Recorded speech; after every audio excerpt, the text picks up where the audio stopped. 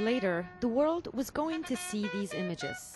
British troops pulling out from the last base they held in the southern city of Basra and handing it over to Iraqi forces. While not exactly a full withdrawal from the whole province, the move is seen as a stepping stone toward a complete handover expected to take place as soon as autumn.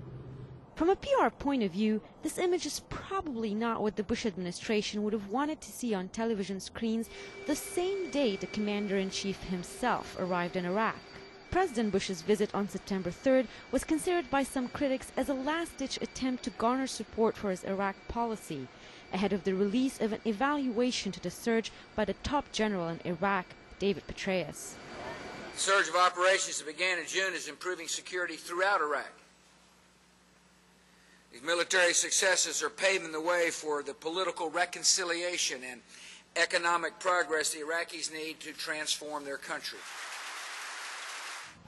Back in January, Congress approved President Bush's plan to send 30,000 additional troops to Iraq. But conditions to such an approval were set. Congress required assessments to be made on a set of political and security goals. And just one day after President Bush's visit to Iraq, one of these assessments was released on the performance of the Iraqi government. It makes for damning reading, rather like a school report a parent wouldn't want to see. The Government Accountability Office, or GAO, is a congressional watchdog. The title chosen for its report gives it all away.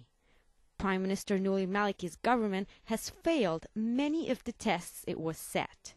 Of 18 required benchmarks, the Iraqi government met only 3. It's partially met 4, and it did not meet 11. And it's those unmet benchmarks that are posing the most serious threat undermining political and economic prosperity in the country.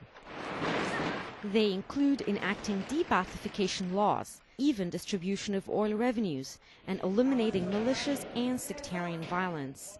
Clearly, the least progress has been made on the political front.